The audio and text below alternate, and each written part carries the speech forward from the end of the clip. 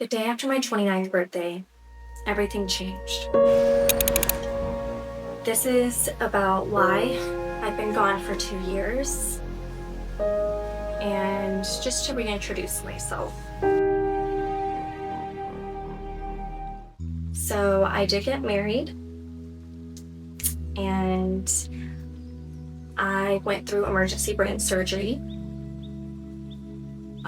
just shortly 2 days after my 29th birthday. But I ended up having symptoms the day before. So this is why I've been gone for 2 years. It hasn't been easy to get back in front of the camera. This is actually really my first day feeling confident enough, because brain surgery took my confidence. It took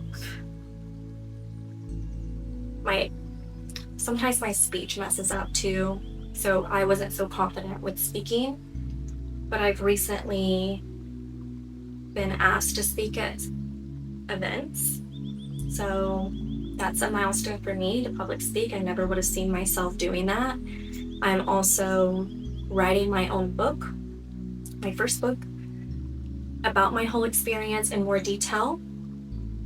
That should be launching and published by winter this year. And I will be a co-author as well for Slay the USA, for the Slay Orlando book. And it will be published in Barnes & Noble, it'll be on the news and on podcasts, so that's very exciting. But back to brain surgery. So I was having stroke-like symptoms the day after my birthday, and I was working.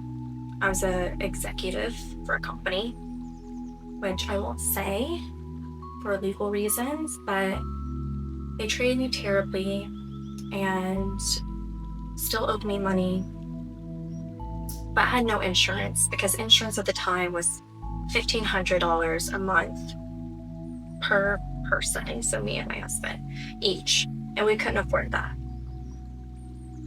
So I would have never known this would have happened to me, especially being so young.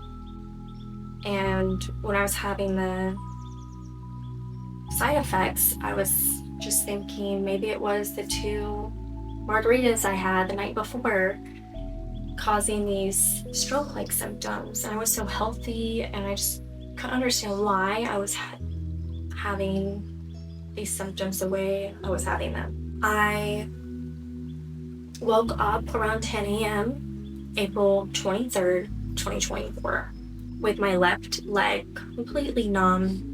It felt like it was asleep, and I just couldn't get it to wake back up. So I went to the kitchen to grab some water, and I was working from home about 8 hours that day, and thought it was nothing, I kept stumbling onto the kitchen, like my leg just gave out on me, and my knee locked up, and I couldn't really move it. So I was like, okay, let me just rest and let me prop my leg up. And then all of a sudden, I think it was like maybe 2 hours later, I started having really blurry vision. Like I felt like I was going cross-eyed, almost like you were drunk, but it was really bad. And it kept getting worse. I started having frontal lobe migraines, like pressure, really bad, and it wouldn't go away. I called my mom. She thought I was having a stroke. She's had them before. She's like, take a baby aspirin. So I took one, waited 30 minutes to see if it helped, took another. Nothing helped. And then my speech started slurring a little bit, but I didn't really notice it until we got to the ER. Thankfully, my husband works from home, so we lived 15 minutes from the emergency room, and I told him, like, something's wrong. I think I need to go in. My mom told me I need to go in. His sister did. Like, this isn't something you mess around with. And I didn't have prior symptoms to this, which was strange. It hit me like a ton of bricks. Came out of nowhere. And when we got to the ER, they did a lot of vision tests on me, asked if I hit my head, like if I got in a major accident, which obviously not. I told them I had the 2 margaritas the night before for my birthday. That was it. We probably got to the ER around that evening, like 6 or 7-ish. We were there for a while. They did all kinds of tests. I started mixing my C's with 6s when they were doing the vision test. And I was kind of like shaking uncontrollably, and I was emotionless. So the doctor came back in and said, we found something in your CT scan, in your MRI, and we need to send you to the bigger hospital and talk to a neurosurgeon so they can better explain what's going on and help people, because we can only do so much here. But they said they found something on my brain, like some kind of mass thing. I didn't know what to think. I was just praying and just thinking positively, like trying to remain calm. And then I see my husband's face, and if you know, most men don't express their emotions very well, and it was just like, you can tell something was wrong. Like he was looking down and just like something wasn't okay. Later found out, his sister messaged him and said I had a 50-50 chance of living. I was also declining extremely fast. They were surprised I didn't have a seizure or any brain damage during that time. And if they didn't do the emergency surgery, it would have led to seizures and possibly death. So his sister drove all the way from South Carolina to be there with us in Orlando, about 70-hour drive with her dog. She's a nurse practitioner. She moved her clients and got someone to watch her daughter. And it was that serious. She also wanted to make sure we understood the medical terminology and we had the best neurosurgeon. So the paramedics came and got me, put me on a stretcher, and put me in the ambulance. And that's when I found out I had a tumor. I don't know if the paramedics took a picture of my scan because it was on their phones, but they were talking back and forth about it, and they looked at me and they said, would you like to see your scan? Were you able to see it? And I was like, no, I don't know what's going on. Sure, I'd like to see it. Whatever it was, took up the whole left side of my brain. Fear seeped in, thinking it was something simple, some kind of medicine they could have gave me to help my symptoms, to turn out finding out that I had this mass growth on my brain, literally squeezing me to death. My husband was back at home trying to figure out who was going to watch our dog for 2 weeks. Dogs for 2 weeks. Luckily, our friends that lived nearby were able to. We didn't know how long we were going to be gone though, but it was exactly 2 weeks before we got them back. So our friends were kind enough to watch them for however long we needed. And we didn't have family living near us because they live in New Jersey and North Carolina. We moved to Orlando, so we didn't have family. So all we could rely on was friends at the time. So my husband's upset. He told me from his side, and he will get to tell his testimony as well in another video. And he said it was just super sad, feeling like he came back home without me, and the dogs were looking for me, and it just felt so empty. And that's just when he fell apart. And he was gathering stuff that we may have needed for the hospital as well, to make her stay a little more comfortable. So I was by myself for that time in the main hospital that they took me to when I arrived. And